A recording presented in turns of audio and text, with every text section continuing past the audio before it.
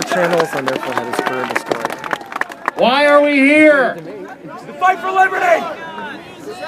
We're against mass surveillance, and I'm truly honored to speak for all whistleblowers. We are here together as one from all walks of life to rally against unfettered mass surveillance of the people because of the bravery and courage of Edward Snowden to tell the truth about what our government is doing without our consent. The Justice Department branded me as an enemy of the state and prosecuted me under the Espionage Act. Their intention was to bankrupt, silence, and imprison me because I threatened the surveillance state. Being a whistleblower can alienate you from your colleagues and friends. Being an Espionage Act defendant can alienate you from your natural allies in the civil rights and civil liberties communities. As defenders of the Constitution and a defense of the freedom and rights of all people everywhere, we cannot let this happen to future whistleblowers. Any domestic surveillance legislation must include whistleblower protections for the credibility and enforcement of any reform effort. Otherwise, secrecy enforced by repression will turn into a faux reform passed into simply an honor system for NSA dependent on the agency's confessions of violating new rights. I don't think so. Due to the material evidence disclosed by Edward Snowden, we now know in great detail, and I will add with much more to come, that the NSA does not have an honorable track record of telling the truth while keeping track of us without our consent, hiding behind secret laws, secret opinions, and secret interpretations in the shadowlands of surveillance. Unacceptable! I agree, unacceptable, and we only know of government spying, illegality, wrongdoings, and violations due to the disclosures of whistleblowers.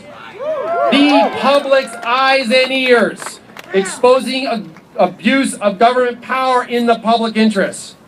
But without adequate protections, employees are more likely to turn a blind eye to the privacy violations of innocent Americans and risk professional and career suicide. It is the constant possibility of observation without our consent as governed by those in power that stultifies society, renders creativity mute, engenders fear and erodes our freedom with the acid served up by the potent brew of secrecy combined with surveillance for the sake of security while forsaking our liberties as a price we must pay to make us feel safe. I don't think so. I was fortunate that I did not end up in actual prison, having lived the virtual version for a number of years, for coming out of the system and speaking truth to and of power. Clearly a dangerous act of civil disobedience and individuality for sure in these times, and now defined as a criminal act by the national security state, aided and abetted by journalists and reporters, expressing one's fundamental and inalienable right to individual sovereignty in the face of a government bent on destroying it.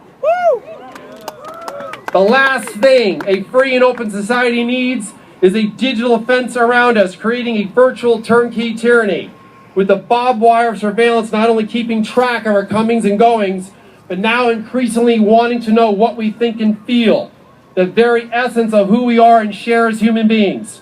I fundamentally reject this dystopian premise and the siren call of security. If we just give up our essential liberties, given what happened to me and other whistleblowers like Edward Snowden.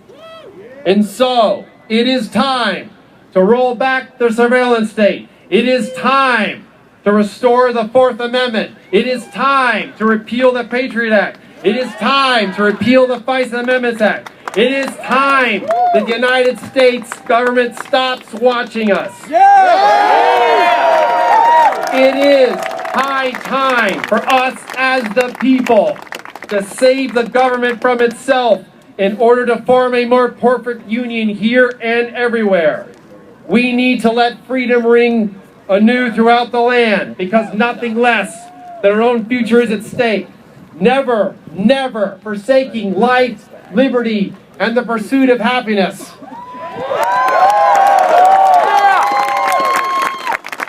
now my extraordinary honor and privilege to invite up to the stage Jesselyn Radak, the National Security and Human Rights Director for the Government Accountability Project.